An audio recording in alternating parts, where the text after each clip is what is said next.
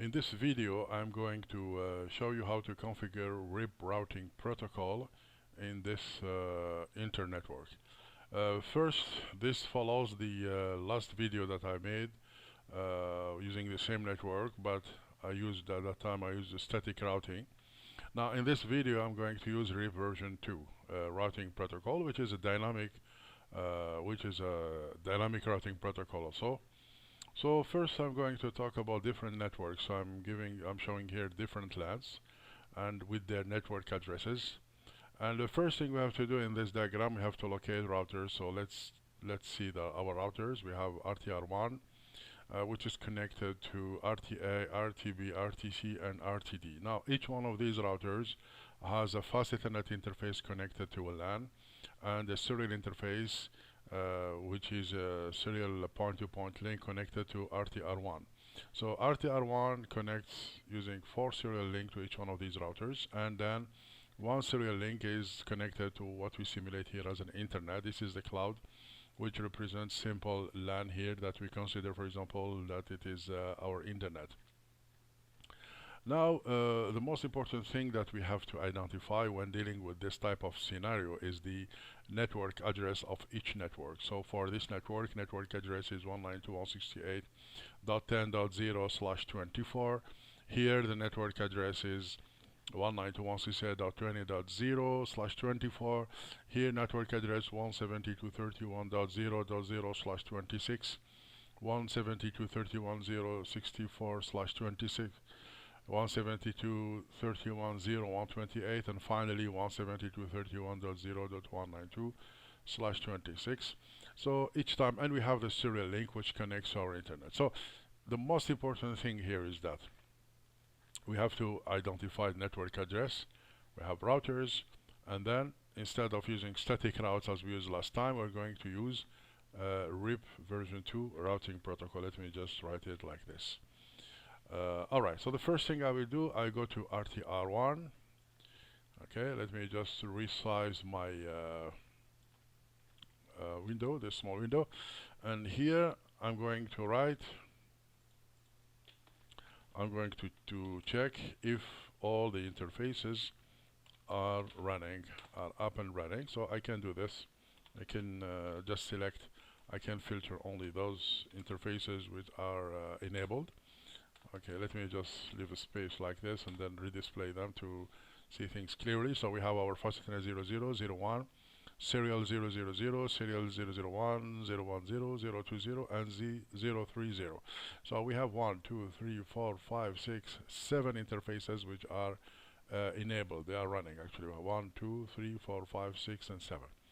Right, now let's check the routing table.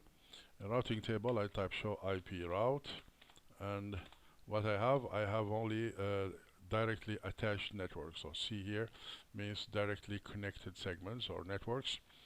This is what I see. So generically speaking, network here represents either a LAN or a WAN. Okay, so the first thing I will do, I will configure my RIP routing protocol. I type the command router.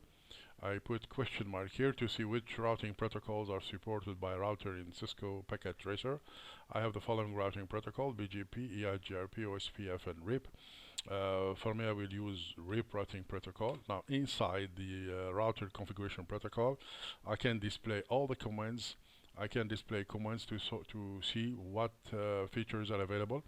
Now, I'm going to configure version 2, so I type this. I use the command, the last command that you see here is version, so I specify version 2. Now I have to enter the interface, the network addresses related to RTR1. So first I will put this network address. I will write the command network and then specify network address 192.168.10.0. So I have to represent under RIP routing protocol, you have to show the classful network address. In this case, it's a class C 192.168.10.0, so it should be network address. Then I'm going to specify the network address of the second LAN, LAN 192.168.20.0. I will write this network address. Oops, I have to add dot 168 20.0. Now, when it comes to the serial link, they are all subnets. So the network address assigned to serial links are all subnets extracted from the main network address or the classful network address 10. So I don't need to specify these network addresses or subnet addresses. I have to represent only the classful network address.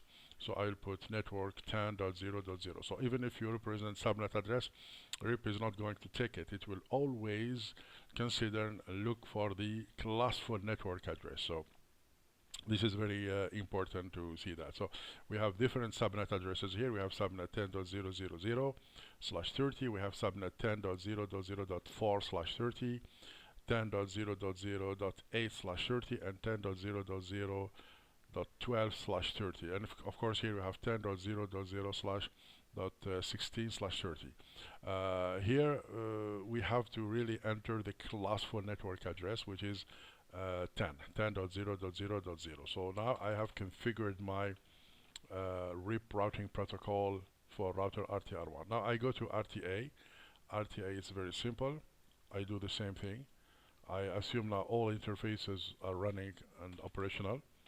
Show IP interface brief, so everything is working fine.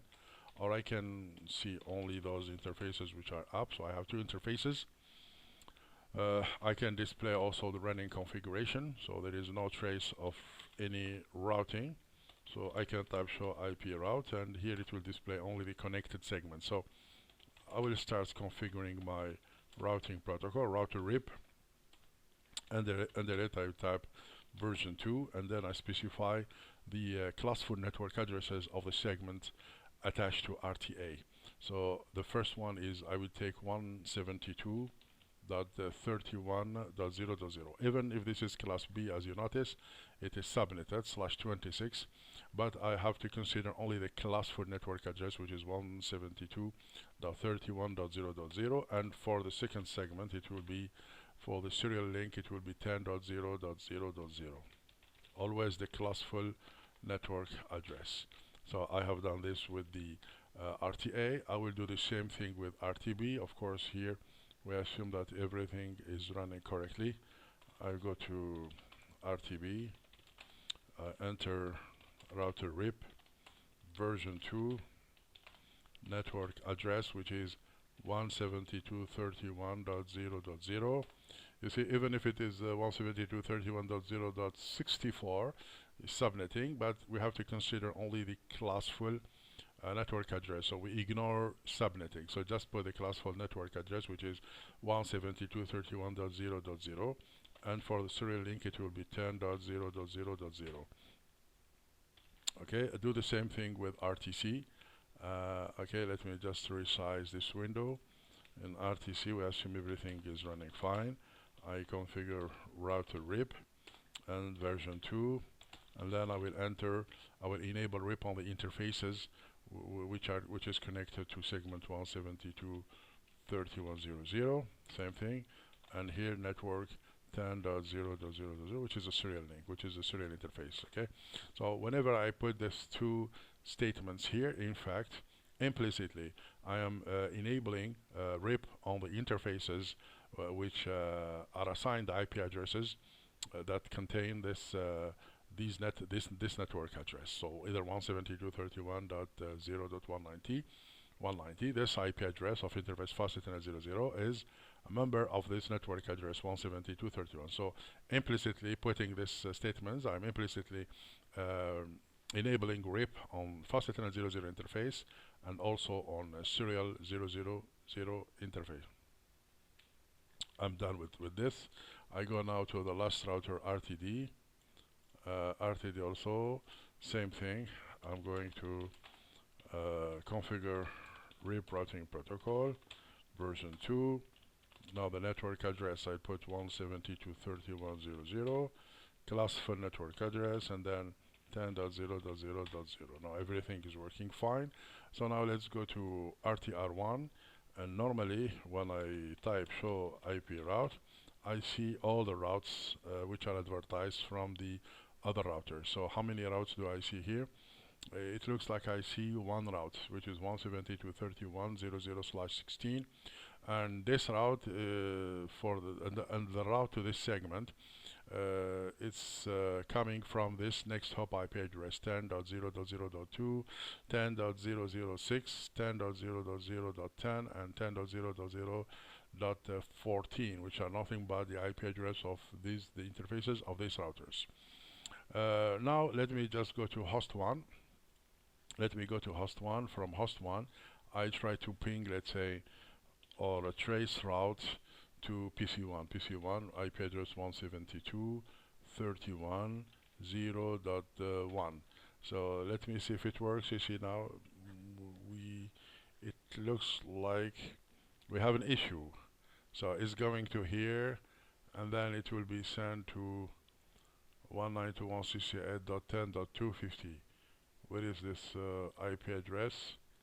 192.168.10.250, and then you see at the end you notice that it will not reach the network address that I'm using here. I'm trace routing to. I can also ping 172.31.0.1. Well, it looks like it's pinging, but the issue is that with Cisco packet tracer things are not really that clear.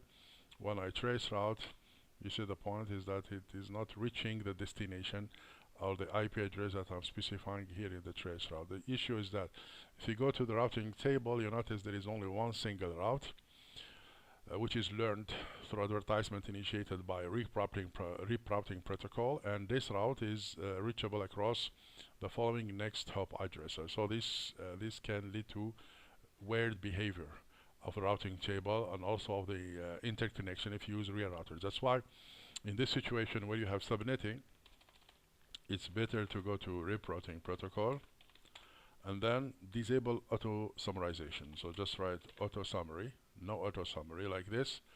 So instead of summarizing everything in all the networks learned to 172.31.0.0/16, so I'm going to disable auto-summary. And if I disable auto-summary on RTR1, I have to do the same thing on RTA. So now I go to router RIP, and here also I have to disable auto-summary to make things consistent. I have to configure the same feature on all routers. Okay, no auto-summary. I go also same thing here also, router RIP, no auto-summary, and in RTD const router RIP, no auto-summary. Now let's go back to the routing table of RTR1. If I display it, look what happens now. Now I can do something. I can clear the IP route. Okay,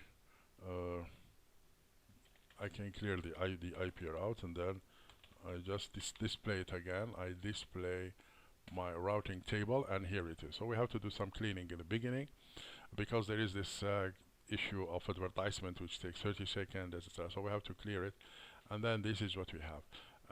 Let's just now, let me do something. I just advertise display only RIProuting protocol. So now we have three routes. Okay, let's speed up the simulation here. Okay, now if I display, we have 4. Is this true? Yes, we have 4 different networks.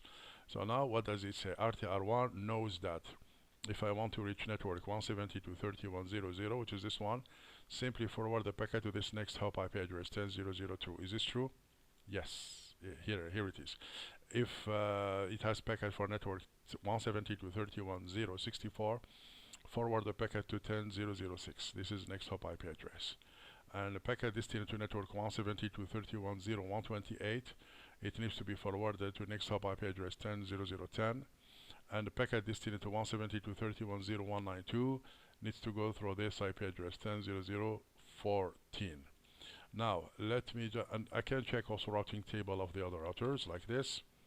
Show IP route RIP, and the same story here. We have detailed information about every subnet address or every network address, even those network addresses which are subnetted like 172.31 or 10.0.0. We know the details, and we know exactly how to reach them via each IP address to, we know the next hop IP address in order to reach each one of these remote networks. Now if I go back to host 1 and I trace route 172.31.0.1, look what happens. Now the target is shown here, 172.31.0.1.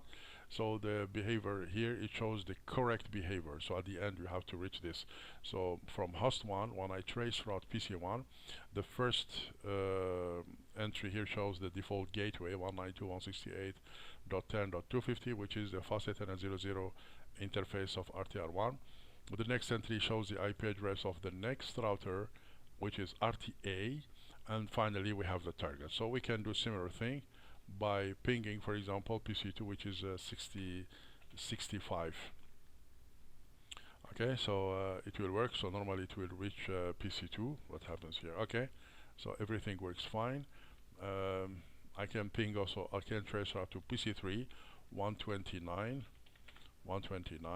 Okay, because by default, remember, by default RIP routing protocol is going to auto-summarize all the subnet addresses that it receives and represent them the classful network address. Now in order to remove this auto-summary, we have to type the corresponding command, which is now auto-summary. So routing table will be populated with detailed information about every subnet address. So let me now translate or trace route to 193. This is the last RPC4 is doing the same thing. Now it's hanging a little bit because it's due to the simulation or simulator program, but now it's working fine, you see.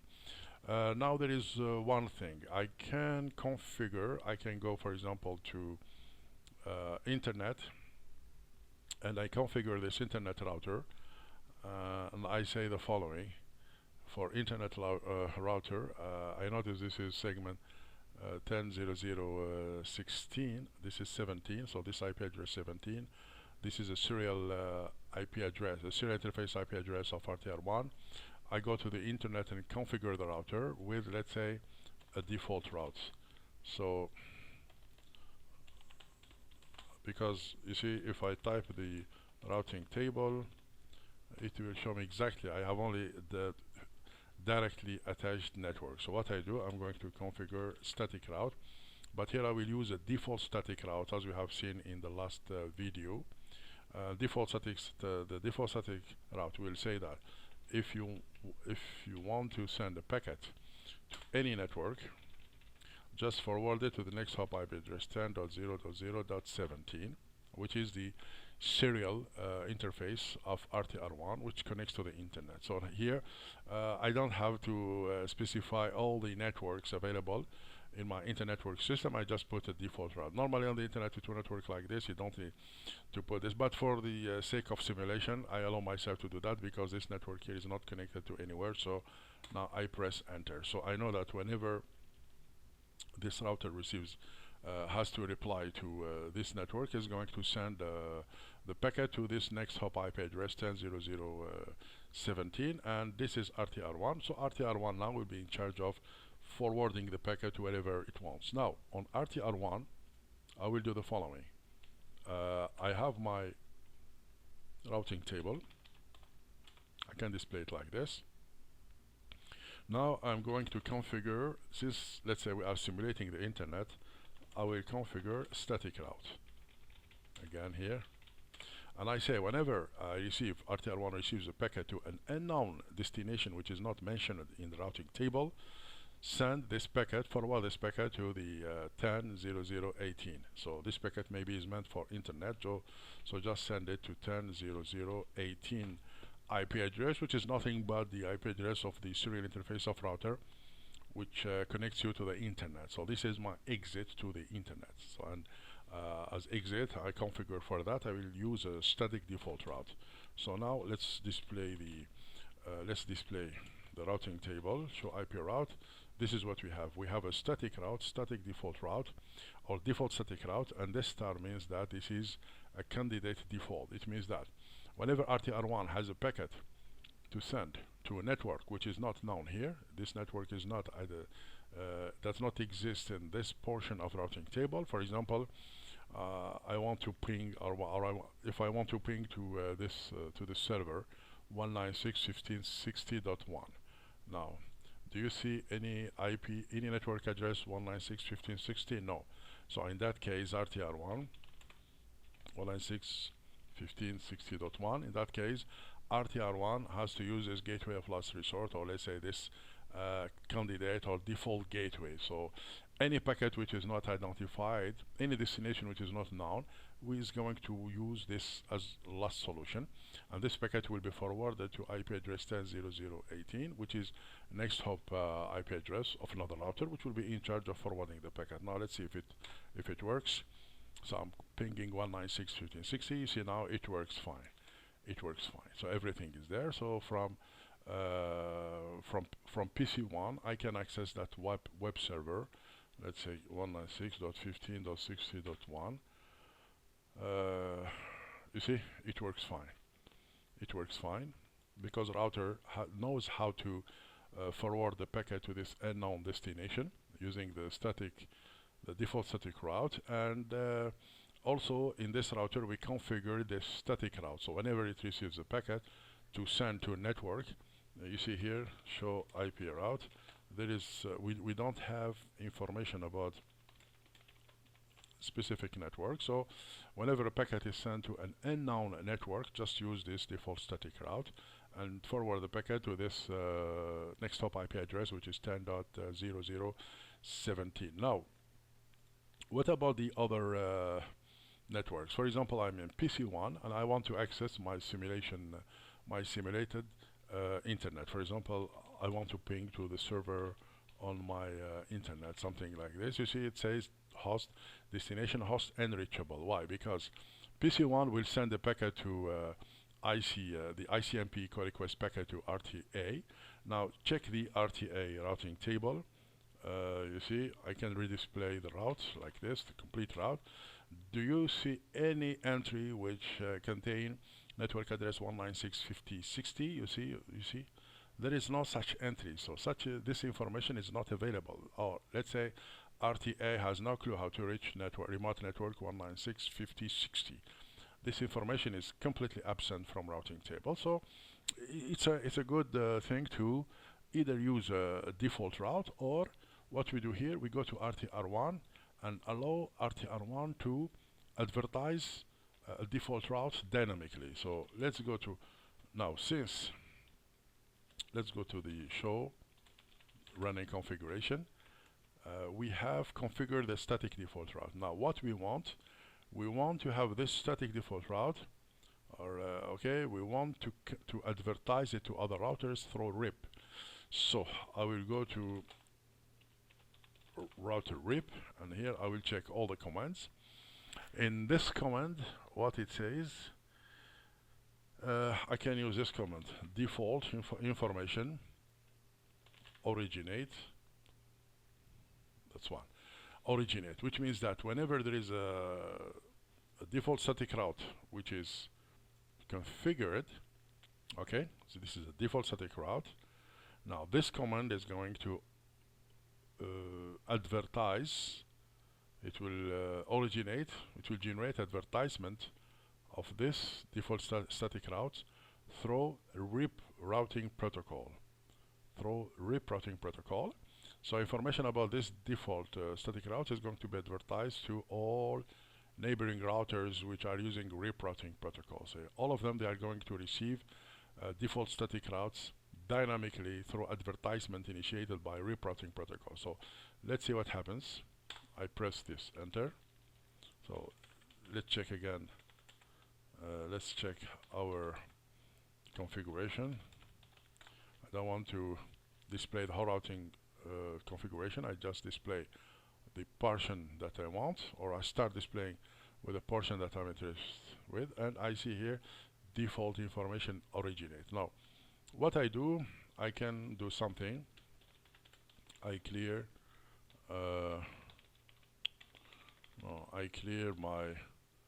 clear IP routing table, and once I clear routing table, I can fast forward to bring to speed up the convergence in the other routers. Now I go to RTA, I check routing table of RTA, and bingo, I find this. Now I have the default route which has been advertised through RIP. So you see this route is advertised through, is learned through advertisement initiated by RIP routing protocol. And you see the star, it's a candidate default, which means that whenever RTA receives a packet to forward to a destination network which is not available here, which is not present in the routing table, it will simply revert back and use this default routes which has been advertised to it through RIP. Now let's go back to PC1 and let's try to ping. You see now it works. We ping the server which is on the simulated internet, and it works. Now let's use a trace route. So trace route is a preferred command to use when we deal with internet working. So trace route 196.15.60.1, and you see it works fine. So the first router here, the first entry is about default gateway of PC1, which is 172.132.1.0.62. Now the second IP address is the IP address of the next router, which is 10.0.0.1. This is RTR1. The third IP address, 10.0.0.18, is the IP address of this interface of internet router. And what you see here, this is the IP address of the target to which we are trace routing. And similar things happen. We can check the other routers. Show IP route. And you notice here there is this default route advertised through RIP routing protocol. And you see the star here means a candidate default route. And whenever RTB receives a packet to a destination which is not available here in the routing table, it is going to use a default route and forward that packet to this next hop IP address, which is the IP address of the next router downstream to the server or to the internet. And this router now is responsible for forwarding the packet to the destination. Now I can go to PC2. From PC2 also I can trace route to 196.15.60.1. Everything works fine. Okay, and same story now with RTC. So IP route. Okay, so from here I can use from PC3. I can trace route 196.15.60.1. Right, and finally RTD. Let's check if this works. Show IP route, and we have this default route advertised through RIP routing protocol, and then we use PC4 to trace route to 196.15.60.1. It's great. So now we have a fully working inter-network system using dynamic routing. So remember, when you configure dynamic routing in a router, you have just to specify the class for network address of the segment which are physically attached to the router. So you don't have to worry about remote networks. For example, for RTR1, this 172.31.0.0 is the remote network. You don't have to worry about that at all. Just configure your router with the class for network address of physically attached segments or networks. That's all. You do the same thing. So the thing is that it requires less work than static routing, where you have to access each router and configure static route to each available network in the inter-system, to all of the networks in the inter-network system. Now also in using dynamic routing protocol, if you change the topology of the network, the routing table are going to readapt to the new topology.